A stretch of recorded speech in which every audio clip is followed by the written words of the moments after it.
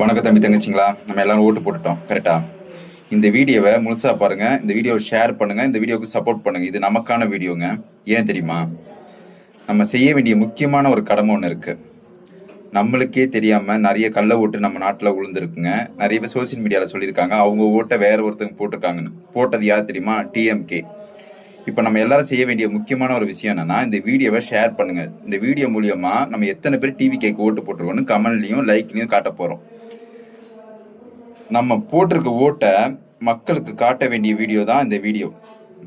நம்ம எவ்வளோ ஓட்டு போட்டிருக்கோம்னு கமெண்ட் மூலியமாகவும் லைக் மூலியமாகவும் கவர்மெண்ட்டுக்கும் மக்களுக்கும் காட்ட போகிறோம். அவங்களே நினைச்சாலும் ஓட்டை மாற்ற முடியாத மாதிரி ஒரு அடையாளத்தை உருவாக்க போகிறோம்.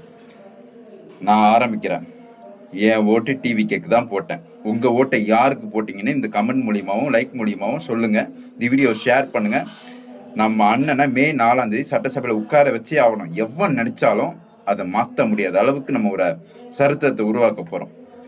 எப்படி ஓட்டில் சரித்திரத்தை உருவாக்கணுமோ அதே மாதிரி நம்ம உரிமையை எவனாலையும் பறிக்க முடியாத அளவுக்கு இந்த வீடியோ மூலியமாக நம்ம காட்ட போகிறோம். காட்டுவீங்களா? ரெடியா? கமெண்ட் மூலியமாகவும் லைக் மூலியமாகவும் டிவி கேக்கு சப்போர்ட் பண்ணி சொல்லுங்கள் ப்ளீஸ். இது நமக்கான நேரம்.